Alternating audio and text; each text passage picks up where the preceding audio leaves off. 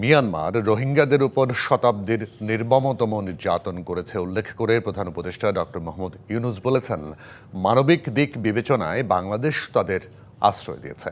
এখন রোহিঙ্গাদের নিরাপদে নিজ দেশে ফিরিয়ে দিতে বিশ্ব নেতাদের কার্যকর যৌথ পদক্ষেপের আহ্বান জানান তিনি। মিয়ানমারে ব্যাপক জাতিগত নিপীড়নে 2017 সালের 25শে আগস্ট থেকে বাংলাদেশে শুরু হয় রোহিঙ্গা জনগোষ্ঠীর ঢল।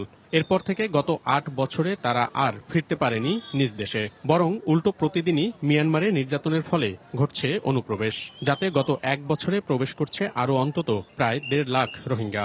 সব মিলিয়ে ক্যাম্পগুলোতে এখন প্রায় 15 লাখ রোহিঙ্গা অপেক্ষায় রয়েছেন নিজ মাতৃভূমে ফিরতে। এর আগে একাধিকবার রোহিঙ্গাদের প্রত্যাবাসনের উদ্যোগ নেওয়া হলেও তেমন কোনো ফল আসেনি। জাতিসংঘের মহাসচিবের ক্যাম্প পরিদর্শন এবং মিয়ানমার সরকারের সাথে বর্তমান সরকারের আলোচনায়ও মেলেনি সুফল। এই অবস্থায় রবিবার থেকে কক্সবাজারে শুরু হয়েছে রোহিঙ্গা সমস্যা নিয়ে 3 দিনের অংশীজন সম্মেলন, যাতে অংশ নিয়েছেন জাতিসংঘ সহ বিভিন্ন আন্তর্জাতিক সংস্থা এবং বিভিন্ন দেশের প্রতিনিধিরা। সোমবার যার আনুষ্ঠানিক উদ্বোধন করেন প্রধান উপদেষ্টা। প্রধান উপদেষ্টা তার বক্তব্যে মিয়ানমারের ভয়াবহ পরিস্থিতি তুলে ধরেন, জানান এখনো মিয়ানমারে চলছে নির্যাতন, যা বন্ধ করা বিশ্ব সম্প্রদায়ের দায়িত্ব। মিয়ানমার রোহিঙ্গাদের ওপর শতাব্দীর নির্মমতম নির্যাতন করেছে। মানবিক দিক বিবেচনায় বাংলাদেশ তাদের আশ্রয় দিয়েছিল। তবে এখন রোহিঙ্গাদের নিরাপদে নিজ দেশে ফিরিয়ে নিতে বিশ্ব নেতাদের কার্যকর যৌথ পদক্ষেপের আহ্বান জানাচ্ছি। ডক্টর ইউনূস বলেন, রোহিঙ্গা সমস্যার সমাধান শুধু বাংলাদেশেরই দায়িত্ব নয়, এই দায়িত্ব আন্তর্জাতিক মহলেরও। Bangladesh now hosts 1.3 million forcibly displaced Rohingyas from Myanmar. রোহিঙ্গাদের বিরুদ্ধে সব ধরনের সহিংসতা অবিলম্বে বন্ধ করতে হবে। আমরা মিয়ানমার কর্তৃপক্ষ ও আরাকান আর্মির প্রতি আহ্বান জানাই, রোহিঙ্গাদের নিরাপত্তা, সুরক্ষা ও জীবিকা নিশ্চিত করার। পরে এই সমস্যার টেকসই সমাধানে 7 দফা সুপারিশ তুলে ধরেন প্রধান উপদেষ্টা। প্রত্যাবাসন না হওয়া পর্যন্ত খাদ্যসহ অন্যান্য সহযোগিতা বাড়াতেও বিশ্ব সম্প্রদায়কে এগিয়ে আসার আহ্বান জানান অধ্যাপক ডক্টর ইউনূস। গত 8 বছরে যেখানে একজনও রোহিঙ্গাকে ফেরত পাঠানো যায়নি মিয়ানমারে, সেখানে এই সমস্যার সমাধানে আরও কত সময় অপেক্ষা করতে হবে তার নিশ্চয়তা নেই। সংশ্লিষ্টরা বলছেন, জাতিসংঘ সহ বিশ্ব মোড়লরা শক্ত অবস্থান না নিলে রোহিঙ্গা সমস্যা সমাধান সম্ভব হবে না। আর সেদিকেই তাকিয়ে আছে নিজ দেশে ফিরতে চাওয়া লাখ লাখ রোহিঙ্গা, তাকিয়ে আছে বাংলাদেশও। মনিরুল সোহাগ, ডিবিসি নিউজ, কক্সবাজার। যেকোনো অকেশনে বহনে বা সংরক্ষণে নিশ্চিন্তে ব্যবহার করুন নানান সাইজের আরএফএল কার্গো বক্স। জায়গা হিউজ, অনেক ইউজ। কক্সবাজার থেকে সরাসরি যুক্ত হচ্ছেন আমাদের সহকর্মী মনিরুল সোহাগ। মনিরুল সোহাগ, আপনাকে স্বাগত। আপনার প্রতিবেদন দেখলাম, এরপরে উদ্বোধনের পরে সাইডলাইন বৈঠকগুলো হচ্ছে। এই বৈঠকগুলোতে যে আলোচনা হচ্ছে তাতে আপনার কি মনে হয় যে আলোচনায় সামনে এসছে তাতে রোহিঙ্গাদের প্রত্যাবাসনে তেমন কোনো দিক নির্দেশনা আছে?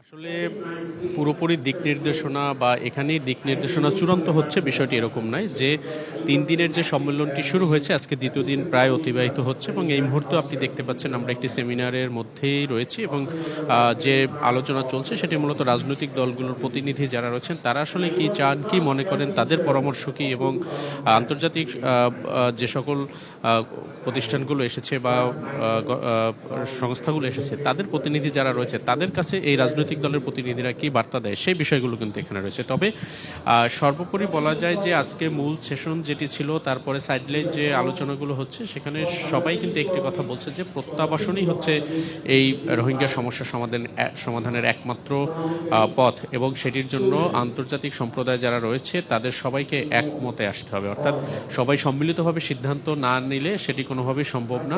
পরবর্তী যে আলোচনাগুলো হয়েছে সেগুলোতে কিন্তু এই বিষয়গুলো উঠে এসেছে। সেখানে নানা পরামর্শ এসেছে যে মিয়ানমারে এখন যে পরিস্থিতি, সেখানে আরও কিভাবে শান্তিপূর্ণ পরিবেশ তৈরি করা যায়, রোহিঙ্গাদের সেখানে ফেরত পাঠাতে হলে তাদের নিরাপত্তা, তাদের নাগরিক অধিকার সেগুলো কিভাবে নিশ্চিত করা হবে, সেটি কে দেখভাল করবে, এই বিষয়গুলো কিন্তু এসেছে। এবং মিয়ানমারের মধ্যে যে পরিস্থিতি রয়েছে, অর্থাৎ সরকার এবং বিদ্রোহী পার্টি এবং তার মধ্যে রোহিঙ্গাদের সাথে আরাকান আর্মি অন্যান্যদের যে সম্পর্ক বা যে দূরত্ব রয়েছে, সেই বিষয়গুলো কিন্তু সমাধানের জন্য বলা হয়েছে, পরামর্শ দিয়েছে। তবে এখানে সবচেয়ে বেশি ভূমিকা রাখার আহ্বান জানানো হয়েছে জাতিসংঘকে। সবাই কিন্তু এক বাক্যে বলছেন জাতিসংঘ মূলত এই পরিস্থিতির মধ্যে নেতৃত্ব দিয়ে যে সকল রাষ্ট্র বিশ্বের রয়েছে, যাদের এখানে ভূমিকা রয়েছে এবং কাজ করার সুযোগ রয়েছে, তাদের সবাইকে নিয়ে মূলত এই সমস্যা সমাধানের জন্য আগাত। এবং বাংলাদেশ দীর্ঘ বছর ধরে যে পরিস্থিতির মধ্যে রোহিঙ্গাদের এখানে আশ্রয় দিয়ে তাদেরকে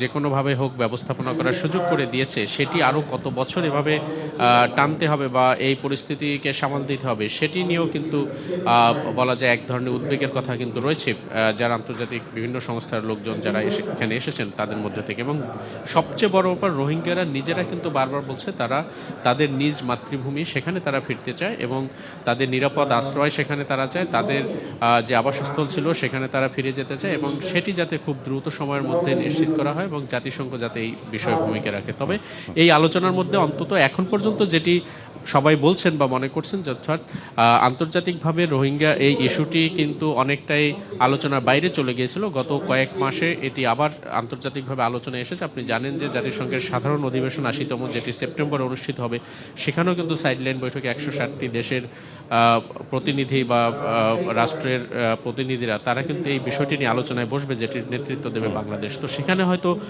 বড় কোনো ফলাফল বাংলাদেশের জন্য আসতে পারে, রোহিঙ্গাদের জন্য আসতে পারে, সেদিকে আসলে অনেকে তাকিয়ে রয়েছে। তবে সব মিলিয়ে আসলে সবার সম্মিলিত চেষ্টা ছাড়া এই সমস্যা থেকে বের হওয়ার বাংলাদেশ কিংবা রোহিঙ্গা জনগোষ্ঠী যারা আশ্রয় অবস্থায় আছে কারো পক্ষেই সম্ভব নয় বলে মনে করছেন বিশ্লেষকরা। জি, আপনাকে অনেক ধন্যবাদ মনিরুল সোহাগ। মনিরুল সোহাগ আমাদের সহকর্মী, যুক্ত ছিলেন কক্সবাজার থেকে। দেখছেন ডিবিসির নির্বাচিত সংবাদ। দেশে এখন পরিবার প্রতি গড় মাসিক আয় 32,685 টাকা।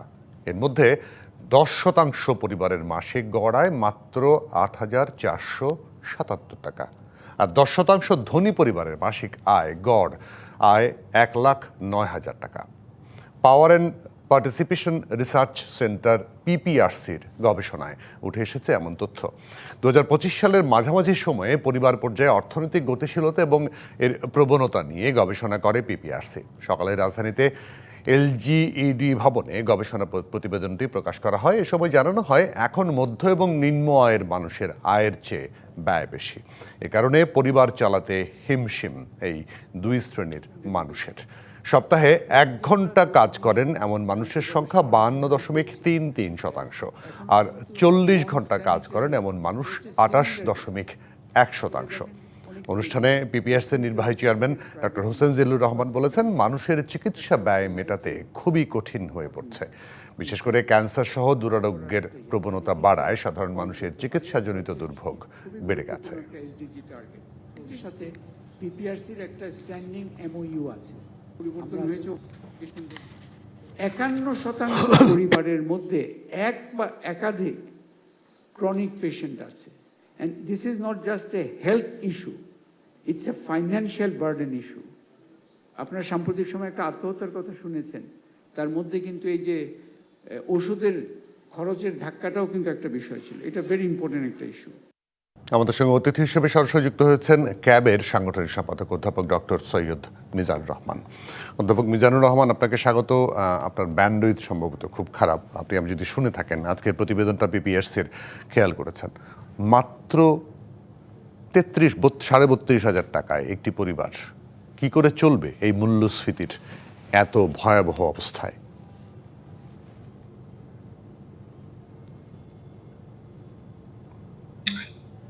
ধন্যবাদ। আমি আসলে পুরো অনুষ্ঠানটাই শুনছি, কিন্তু ব্যান্ডউইথের কারণে হয়তো একটু প্রবলেম হচ্ছে।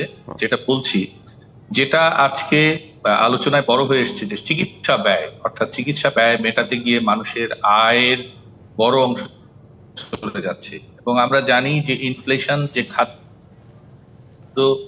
খাদ্যের উপর খরচের উপর দেখানো হয়, এবং ইনফ্লেশনের অর্থাৎ জ্বালানি সহ চিকিৎসা ব্যয়ে মানুষের যে খরচ হচ্ছে সেটা মেটাতেই কিন্তু অর্ধেকের বেশি আয় চলে যাচ্ছে।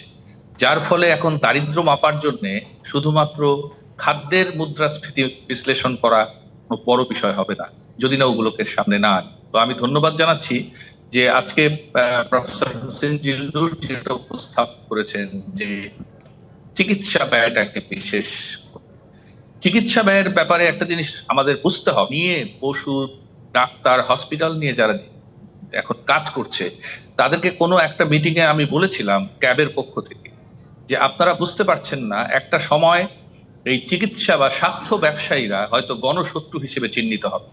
গণশত্রু হিসেবে চিহ্নিত হবে এই জন্যে যে মানুষের চিকিৎসা ব্যয়ের হার দিন দিন যে হারে বেড়েছে, এবং এই চিকিৎসা ব্যয় মেটাতে গিয়ে মানুষ তার স্বাভাবিক যে খাদ্য দ্রব্য অস্ত্র মানে অন্ন বস্ত্র সেটা আর মেটাতে পারছে না। এবং যেহেতু এটা অবধারিত, কাজেই আমাদের এই জায়গাটায় যে আয়, মানুষের আয়, বিশেষ করে সে স্বল্প আয়ের হোক, মধ্য আয়ের হোক, আর যে আয়েরই হোক না কেন, ঔষধ তাকে যেটা কিনতে হবে বেঁচে থাকার জন্য, সেটা তো কিনতেই হবে, সেটা তো কোনোভাবে না কেনার ক্ষমতা নাই। আমার কাছে টাকা কম আছে, হয়তো আমি মোটা চালের ভাত খেলাম, আমার কাছে টাকা কম আছে, আমি হয়তো অন্য একটা কিছু খেলাম, কিন্তু নিশ্চয়ই আমার জন্য যে ঔষধ বরাদ্দ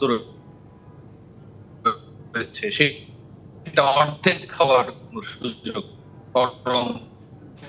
সেটা যদি করে থাকি, যেটা আমরা দেখেছি যে অ্যান্টিবায়োটিক সহ হাফ করার কারণে তাদের রেজিস্ট্যান্স গ্রো করে গেছে। তো এই জায়গাটা জোরালো ভাবে আমাদের তারা যদি এখন না বোঝেন, ওষুধের দাম লাগামহীন ভাবে বেড়ে যাচ্ছে। এবং দেখুন, নকল ওষুধ, ভেজাল ওষুধ নিয়ে আমরা প্রচুর প্রতিবেদন, কিন্তু আজ পর্যন্ত একটা ড্রাগ লাইসেন্স বাতিল করার ক্ষমতা আমাদের হয়নি। অর্থাৎ মানুষ তার ইচ্ছা ভেজাল চালিয়ে যাচ্ছে। কিছুদিন আগে ডায়াবেটিসের স্ট্রিপ নকল হওয়ার বিরুদ্ধে ক্যাব একটা মামলা করেছিল। সেই মামলায় বহুদিন অপেক্ষা করতে হয়েছে সেই ইম্পোর্টারদেরকে তাদের লাইসেন্স বাতিল করতে, কিন্তু সেটা একটা করে লাভ কি, তারা হয়তো নতুন নামে আরেক জায়গা দিয়ে লাইসেন্স করে বেরিয়ে যাচ্ছে। বিষয়টা হলো এই নকল ডায়াবেটিস স্ট্রিপ যারা বিক্রি করেছে সেই ফার্মেসি গুলোকে তো তাদের ট্রেড লাইসেন্স বাতিল করা দরকার, কারণ তারা কিন্তু অতিরিক্ত মুনাফার লোভে নকলটাকে জেনেই তারা বিক্রি করছে। এখন শুধু আপনি ওষুধের দামের কথা বলছেন তো, ওষুধ, নকল ওষুধ বা ওষুধের দাম, কিন্তু এই যে ডায়াগনোসিস করতে গেলে আপনি একটা ডাক্তারের কাছে যাবেন, আপনি যদি এটা হাঁচি দিয়েও যান, তারপরে দেখবেন যে আপনাকে 5টা ডায়াগনোসিস করার জন্য টেস্ট দিয়েছে, এবং সেটা করতে গিয়ে মোটামুটি মানে পকেট খালি, সেটাও তো নিয়ন্ত্রণ করা যাচ্ছে না।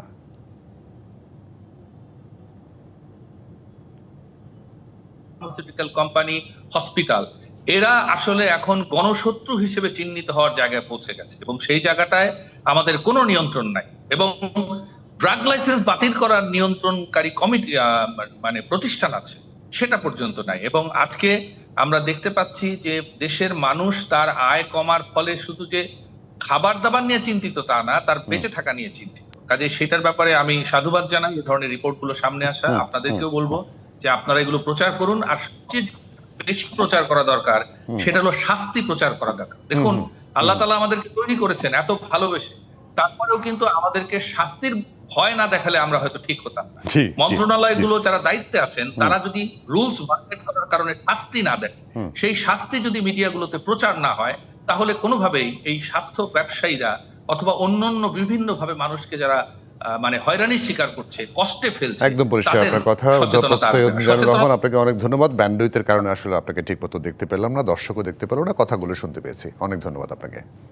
ডাকসু নির্বাচনের প্রার্থিতা প্রত্যাহারের সময় শেষ। এখন পর্যন্ত নির্বাচন থেকে সরে দাঁড়িয়েছেন 20 জন।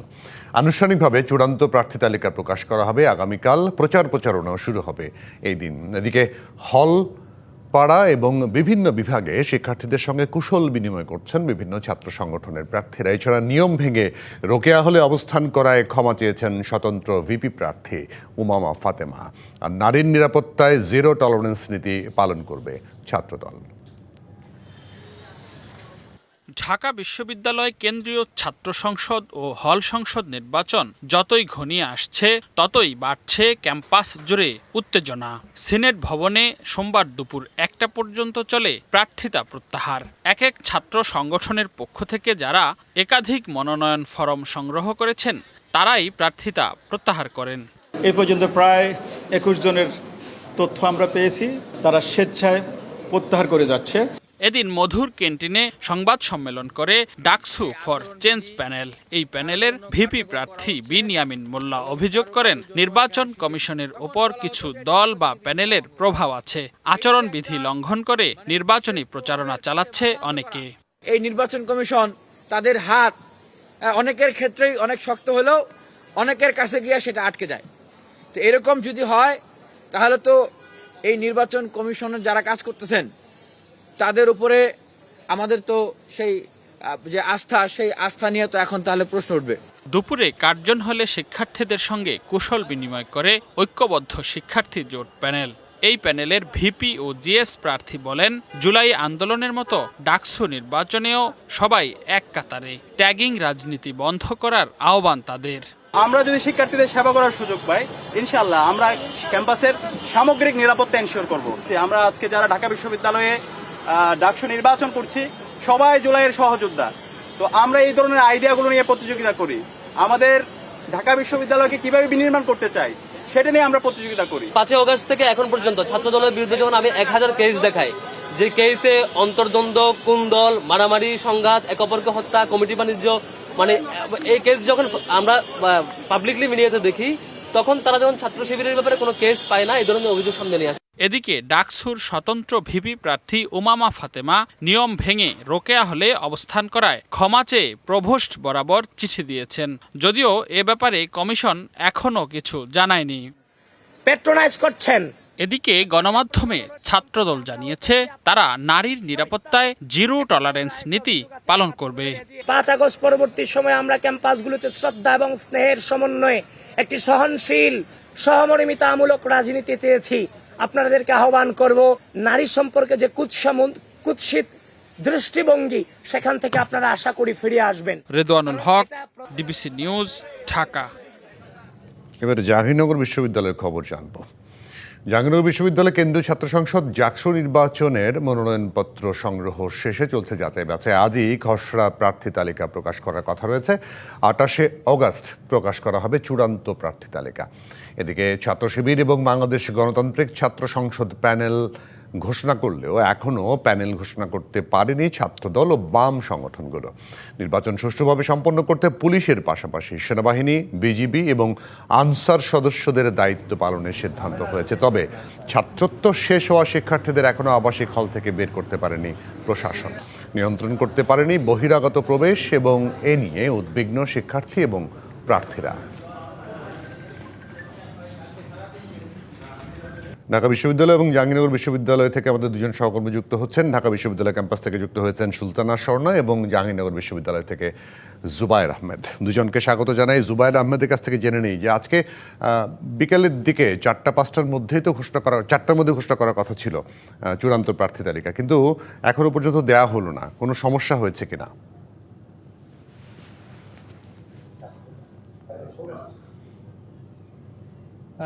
জুয়েল, ধন্যবাদ আপনাকে। আপনি জানিয়ে রাখতে চাই, আসলে ইতিমধ্যেই কিন্তু এই খসড়া প্রার্থী তালিকা আসলে ঘোষণা করা হয়েছে। আমরা কিছুক্ষণ আগে, মিনিট 10 আগে আসলে নির্বাচন কমিশন এসেছিল এবং তারা আনুষ্ঠানিকভাবে ঘোষণা করেছে। আমি জানিয়ে রাখি যে আসলে 276টি কিন্তু মনোনয়নপত্র দাখিল হয়েছিল, তার বিপরীতে 20টি মনোনয়ন কিন্তু বাতিল হয়েছে এবং 256টি মনোনয়ন কিন্তু আজকে বৈধ হিসেবে ঘোষণা করা হয়েছে। এবং আসলে এই 20টি বাতিল মনোনয়নের মধ্যে আসলে 14টি পুরুষ প্রার্থীর মনোনয়ন বাতিল করা হয়েছে এবং অন্যদিকে বাকি 6টি কিন্তু নারী প্রার্থীর মনোনয়ন বাতিল করা হয়েছে।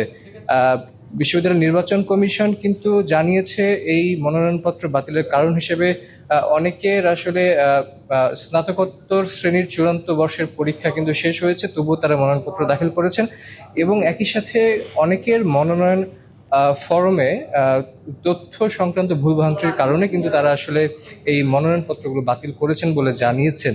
এবং আসলে বৈধ যে 256টি মনোনয়ন আজকে বৈধ হিসেবে ঘোষণা করা হলো, তার মধ্যে কিন্তু ভিপি হিসেবে রয়েছেন প্রায় 20 জন, ভিপি প্রার্থী রয়েছে, ভিপি বৈধ প্রার্থী রয়েছেন 20 জন এবং জিএস বৈধ প্রার্থী রয়েছেন 17 জন।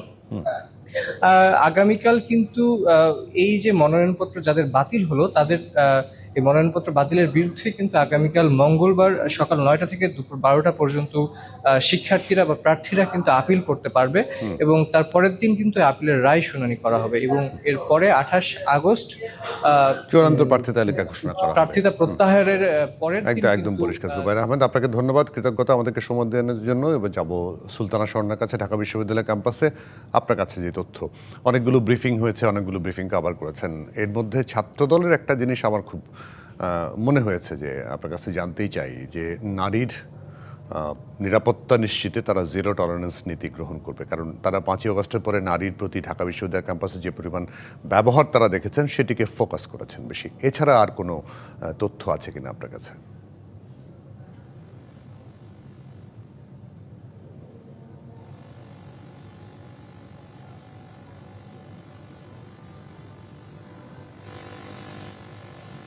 বিশেষ গুরুত্ব দিতে, অর্থাৎ এবার ভোট ব্যাংক এবং নারীদের ভোটই যে বিভিন্ন প্যানেলকে জয়ী করতে পারেন, এটি কিন্তু প্যানেলগুলো বুঝেছেন এবং প্রথম থেকে কিন্তু তারা কৌশলগত কারণে নারী যে ভোটাররা রয়েছেন তাদেরকে প্রাধান্য দিচ্ছেন এবং তারই অংশ হিসেবে কিন্তু আমরা দেখেছি আজও ছাত্রদল গত কয়েকদিনের মতো কিন্তু আজও ছাত্রদল নারী ভোটারদের নিরাপত্তা নিশ্চিতের কথা বলেছেন এবং সাইবার বুলিং এর কথা বলেছেন। তারা কিন্তু আজও উল্লেখ করেছেন যে এমনকি আজ সকালেও বিভিন্ন ক্ষেত্রে কিন্তু নারী যে ভোটাররা রয়েছেন তাদের বা নারী যে প্রার্থীরা রয়েছেন তারা বিভিন্নভাবে বুলিং এর শিকার হচ্ছেন অনলাইনে, এমন মন্তব্য কিন্তু আজ আবিদ আবার করেছেন। এবং তার পাশাপাশি যে জিরো টলারেন্সের কথা বলা হচ্ছে, নারীদের উত্তক্ত করা কিংবা নারীদের জন্য প্রতিবন্ধকতা সৃষ্টি করা হয় ক্যাম্পাসে, এমন কোনো কাজ ছাত্রদল বা ছাত্রদলের যে প্যানেলটি রয়েছে তারা যদি জয়ী হয় তাহলে আর হবে না, এমন মন্তব্য কিন্তু, এমন আশ্বাসও কিন্তু দেওয়া হয়েছে আজ আবিদের পক্ষ থেকে, ছাত্রদলের যে প্যানেলটি রয়েছে সেই প্যানেলের পক্ষ থেকে। তবে একটি জিনিস উল্লেখ করতে চাই, উমামা ফাতেমার গতকাল সুফিয়া কামালের শিক্ষার্থী হয়ে কিন্তু তিনি গতকাল রাতে ছিলেন বেগম রোকেয়া হলে। এই তথ্যটি নিয়েও কিন্তু আমরা দেখেছি ছাত্র দলের প্যানেল থেকে প্রশ্ন তুলতে যে প্রচার প্রচারণা করা হচ্ছে কিনা। তবে ছাত্র দলের প্যানেল থেকে আরেকটি মন্তব্য করা হয়েছে যে নারীদের নিরাপত্তার খাতিরে কিন্তু 5 আগস্টের পর থেকে এক হলের ছাত্রী আরেক হলে রাতে থাকতে পারেন না, এমনকি রাত 2টার সময়ও প্রতিটি হলের গেটের অর্থাৎ প্রতিটি ফ্লোরের যে গেটগুলো রয়েছে সেই গেটগুলোতেও কিন্তু তালা দিয়ে দেওয়া হয় নারীদের নিরাপত্তার স্বার্থে কোট আনকোট। এবং এই জিনিসটি নিয়েই কিন্তু আবিদ আজকেও প্রশ্ন তুলেছেন এবং তিনি বলেছেন যে ছাত্র দল যদি এবার জয়ী হয়, তাদের এই প্যানেল যদি জয়ী হয়, সেক্ষেত্রে নারীদের জন্য এরকম আরোপিত যে সকল তাদের স্বাধীনতা হরণ হয় এমন যেসব নিয়মাবলী আছে সেই সকল নিয়মাবলী প্রত্যাহার করার সর্বোচ্চ চেষ্টা তাদের প্যানেল থেকে করা হবে এবং নারীরা যেন স্বাধীনতা তাদের সম্পূর্ণরূপে ভোগ করতে পারেন সেদিকেও কিন্তু ছাত্রদলের পক্ষ থেকে বিশেষ লক্ষ্য রাখা হবে বলে আজ মন্তব্য করা হয়েছে ছাত্রদলের প্যানেল থেকে কিছুক্ষণ আগে যে বক্তব্য দেওয়া হয়েছে সেই বক্তব্যে। জি, সুলতানা স্বর্ণ, আপনাকে অনেক ধন্যবাদ, কৃতজ্ঞতা সময় দেওয়ার জন্য। ত্রয়োদশ জাতীয় সংসদ নির্বাচনে বিএনপির সম্ভাব্য প্রার্থী হিসেবে সামনে আসছেন প্রবীণ এবং প্রয়াত নেতাদের অন্তত অর্ধশত সন্তান। নিজ নিজ এলাকায় গণসংযোগও করছেন তারা। আওয়ামী লীগ সরকারের আমলে দীর্ঘ আন্দোলন সংগ্রামে জোরালো ভূমিকার পাশাপাশি দলের গুরুত্বপূর্ণ দায়িত্ব সামলাচ্ছেন তাদের অনেকেই। কেউ কেউ আবার একাদশ জাতীয় সংসদ নির্বাচনে ধানের শীষে টিকিটও পেয়েছিলেন। নতুন রাজনৈতিক বাস্তবতায় আগামী নির্বাচনে বিএনপিতে প্রাধান্য পাবে তরুণ নেতৃত্ব, এমন আশা তাদের। আমরা জাতীয় জীবনে এক নতুন অধ্যায়ের সূত্রপাত করতে যাচ্ছি। 1978 সালের 1 সেপ্টেম্বর শহীদ রাষ্ট্রপতি জিয়াউর রহমানের হাত ধরে যাত্রা শুরু করে দেশের বৃহৎ রাজনৈতিক দল বিএনপি। আপনারা নেতৃত্ব দিতে চান, আপনাদেরকে জনগণের মধ্যে যেতে হবে। দলটির প্রতিষ্ঠাতা সদস্যদের মধ্যে অনেকে এখন প্রয়াত, যারা আছেন তাদের বেশিরভাগই প্রবীণ, কেউ কেউ আবার রাজনীতি থেকে অবসরও নিয়েছেন। প্রধানত এটি তার মূল কারণ ছিল যে দেশের লোকের অবস্থা যতদিন পরিবর্তন করে ততদিন আমিও নিজে অত বিলাসিতা পছন্দ করি না। বর্ষিয়ানা প্রয়াত রাজনীতিকদের সন্তানদের অনেকে এখন বিএনপিতে সক্রিয়। এর মধ্যে অনেকেরই রয়েছে দীর্ঘ ত্যাগ তিতিক্ষা। আমার কাছে যেটা মনে হচ্ছে, যেহেতু জনগণের দাবি নিয়ে প্রতিনিয়ত রাজপথে ছিলাম এই দীর্ঘ 16 বছর, জনগণের দাবি নিয়ে থাকবার কারণে বিএনপি কিংবা আমাদের সকলেরই জনগণের মধ্যে একটা অবস্থা আল্লাহর রহমতে তৈরি হচ্ছে। আগামী নির্বাচনে বিএনপির দ্বিতীয় প্রজন্মের মধ্যে মনোনয়ন দৌড়ে আছেন ব্যারিস্টার নওশাদ জমির, শামা ওয়াহেদ, অনিন্দ্য ইসলাম অমিত, মাহমুদুর রহমান সুমন, নিপুণ রায় চৌধুরী, ইসরাফিল খসরু, মঞ্জুরুল করিম রনি, সাইদ আল নোমান, ইশরাক হোসেন, হুম্মাম কাদের চৌধুরী, অ্যাডভোকেট ফারজানা শারমিন পুতুল সহ অন্তত অর্ধশত নেতা। শুধু আমাদের ব্যাকগ্রাউন্ড না, আমাদের নিজস্ব আমরা দলের জন্য কি ঝুঁকি নিয়েছি, আমাদের যে দলের জন্য যে অবদান রাখার আমরা চেষ্টা করেছি, আমরা প্রত্যাশা করি যে দল আমাদেরকে মূল্যায়ন করবে। সম্ভাবনা দেখছি আমরা 31 দফানি মানুষের কাছে যাচ্ছি, কিন্তু এগুলোকে এক্সিকিউট করার জন্য যে স্ট্রাগলটা আমাদেরকে ফেস করতে হবে, সেটার জন্য আমি মানসিকভাবে, সাংগঠনিকভাবে, দলীয়ভাবে আমি প্রিপারেশন নিচ্ছি আর কি। তরুণ নেতারা বলছেন, জেল জুলুম উপেক্ষা করে 1.5 দশক দলের প্রতি নিবেদিত ছিলেন তারা, হাল ধরে রেখেছিলেন স্থানীয় রাজনীতির। গত আন্দোলন সংগ্রামে এই দীর্ঘ 17 বছর তৃণমূল বিএনপি কিন্তু আমাদের দলটাকে বাঁচিয়ে রেখেছিল। কাজে নেতৃত্ব যেন তৃণমূল থেকে আসে, এটা আমাদের ভারপ্রাপ্ত চেয়ারম্যান এবং আমাদের দেশনেত্রী বেগম খালেদা জিয়া, তারাও কিন্তু চান দলটা তাহলে ভিত্তিটা মজবুত হয়। বংশ পরম্পরায় রাজনীতির ইতিহাস থাকায় স্থানীয়দের প্রত্যাশা অনেক বেশি। এই প্রত্যাশা পূরণে চ্যালেঞ্জ নিতে প্রস্তুত থাকার কথা জানালেন তরুণ এসব নেতারা।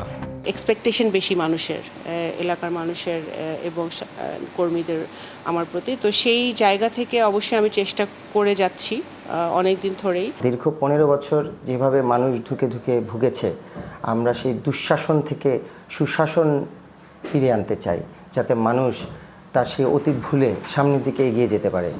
5 আগস্ট পট পরিবর্তনের পর নতুন রাজনৈতিক বাস্তবতায় তরুণ প্রজন্মের পদচারণা এখন স্পষ্ট। আগামী নির্বাচনে তারুণ্য নির্ভর নেতৃত্ব প্রাধান্য পাবে বিএনপিতে, এমন প্রত্যাশা তরুণ এসব নেতাদের। সাব্বির রোজ, ডিবিসি নিউজ, ঢাকা। যুক্তরাষ্ট্রের রাজনীতি এবং নিরাপত্তা ব্যবস্থায় নতুন বিতর্কের জন্ম দিয়েছেন প্রেসিডেন্ট ডোনাল্ড ট্রাম্প। অপরাধ দমনের নামে এবার শিকাগো এবং বাল্টিমোরে সেনা পাঠানোর হুমকি দিয়েছেন তিনি। একে সংবিধান বিরোধী এবং ক্ষমতার অপব্যবহার হিসেবে দেখছেন রাজনৈতিক বিশ্লেষকরা। এই হুমকি সংবিধান এবং রাজ্যের অধিকার নিয়ে প্রশ্ন তুলছে, যা ভবিষ্যতে আইনগত এবং রাজনৈতিক জটিলতা সৃষ্টি করতে পারে। রাজধানী ওয়াশিংটন ডিসিতে অপরাধ বেড়ে যাচ্ছে এমন অজুহাতে সম্প্রতি গৃহহীনদের শহর ছাড়া ও ন্যাশনাল গার্ড মোতায়েনের ঘোষণা দেন মার্কিন প্রেসিডেন্ট ডোনাল্ড ট্রাম্প। এর অংশ হিসেবে ওয়াশিংটনে এরই মধ্যে অন্তত 2000 সেনা মোতায়েন করা হয়েছে। অভিযান চলাকালে আটক হয়েছেন বহু মানুষ। গেল শুক্রবার ওভাল অফিসে এক ভাষণে ট্রাম্প দাবি করেন, ওয়াশিংটন ডিসিতে এখন পুরোপুরি নিরাপত্তা ফিরে এসেছে। বলেন, ডিসি ছিল নরক, এখন নিরাপদ। সম্প্রতি মেরিল্যান্ড অঙ্গরাজ্যের বাল্টিমোরকে নিরাপদ শহর উল্লেখ করে ট্রাম্পকে সেফটি ওয়াকের আমন্ত্রণ জানান ডেমোক্র্যাট গভর্নর ওয়েস মুর। বলেন, শহরটিকে অনিরাপদ হিসেবে তুলে ধরে ভুল ধারণা ছড়ানো হচ্ছে। এতে ক্ষিপ্ত হয়ে শহরটিতে সেনা মোতায়েনের হুমকি দেন মার্কিন প্রেসিডেন্ট। জবাবে ট্রাম্প সামাজিক যোগাযোগ মাধ্যমে লিখেছেন, গভর্নর সাহায্য চাইলে বাল্টিমোরে সেনা পাঠিয়ে শহর সাফ করা হবে। প্রতিক্রিয়ায় গভর্নর মুর ট্রাম্পের মন্তব্যকে একেবারেই বেখাপ্পা আর অজ্ঞতাপূর্ণ হিসেবে উল্লেখ করেন। মার্কিন গণমাধ্যমগুলো বলছে, ট্রাম্প ডেমোক্র্যাট শাসিত শহরগুলোতে অপরাধ দমনের নামে ন্যাশনাল গার্ড পাঠাচ্ছেন। সেনা মোতায়েনের এই পদক্ষেপকে ডেমোক্র্যাটরা তীব্র সমালোচনা করে বলছেন, ট্রাম্পের বাল্টিমোর বা শিকাগোতে সেনা পাঠানোর কোনো আইনগত ক্ষমতা নেই। মৌসুমী শান্তা, ডিবিসি নিউজ ডেস্ক। মিয়ানমারের পশ্চিম সীমান্ত যেন অগ্নিগর্ভ। রাখাইন রাজ্যের 14টি শহর দখলের পর আরাকান আর্মির এবারের লক্ষ্য রাজধানী সিতুয়ে এবং কিয়াউফুকি বন্দর। তাদের নির্যাতনের শিকার রোহিঙ্গারাও। বিশ্লেষকরা বলছেন, রাখাইন পুরোপুরি দখলে গেলে চীন এবং ভারতের বাণিজ্যিক প্রবেশদ্বার নিয়ন্ত্রণে নেবে আরাকান আর্মি। উত্থান হবে নতুন আঞ্চলিক শক্তির, আর এতে ঝুঁকিতে পড়বে এ অঞ্চলের নিরাপত্তা। মিয়ানমারের রাখাইন রাজ্যে 17টি শহরের মধ্যে 14টি এখন পুরোপুরি আরাকান আর্মির দখলে। পরবর্তী লক্ষ্য রাজধানী সিতওয়ে ও কৌশলগত সমুদ্র বন্দর কিয়াউকফিও নিয়ন্ত্রণে নেয়া। কিয়াউকফিও বন্দর ঘিরেই চীন ও ভারতের বড় বিনিয়োগ। চীনের বেল্ট অ্যান্ড রোড উদ্যোগের সঙ্গে যুক্ত তেল গ্যাস পাইপলাইন এখান থেকেই শুরু। আর উত্তর পূর্ব ভারতের সঙ্গে বঙ্গোপসাগরকে যুক্ত করতে দিল্লি এখানে গড়ে তুলছে কালাদান ট্রান্সপোর্ট করিডোর। তবে বিদ্রোহীদের ঠেকাতে জান্তা বাহিনী চালাচ্ছে বিমান হামলা। এসব হামলায় শুধু রাখাইনে গেল 2 বছরে নিহত হয়েছেন অন্তত 400 মানুষ। জাতিসংঘ বলছে, হাজার হাজার মানুষ এখন খাদ্য ও ওষুধের তীব্র সংকটে। অনাহারের ঝুঁকিতে 20 লাখেরও বেশি মানুষ। সংকটের বলি হচ্ছে রোহিঙ্গারাও। অভিযোগ, নিজেদের নিয়ন্ত্রিত এলাকায় মুসলিম রোহিঙ্গাদের ওপর নির্যাতন চালাচ্ছে আরাকান আর্মি। রাখাইন পুরোপুরি দখলে গেলে আরাকান আর্মির নিয়ন্ত্রণে চলে যাবে চীন ও ভারতের বাণিজ্যিক প্রবেশদ্বার, যা এই বিদ্রোহী গোষ্ঠীকে এক নতুন আঞ্চলিক শক্তি হিসেবে প্রতিষ্ঠা করতে পারে। বিশ্লেষকদের মতে মিয়ানমারের পশ্চিম সীমান্তে এই যুদ্ধ কেবল ভেতরের সংকটে সীমাবদ্ধ থাকবে না, প্রভাব ফেলবে এই অঞ্চলে। Hasna Akter, DBC news desk. ডিবিসির নির্বাচিত সংবাদ এই ছিল এখনকার মতো। ডিবিসি নিউজের সংবাদগুলো পড়তে ভিজিট করুন dbcnews.tv আর ভিজিট করুন ডিবিসি নিউজের ফেসবুক পেজ এবং ইউটিউব চ্যানেল। সঙ্গে থাকবেন।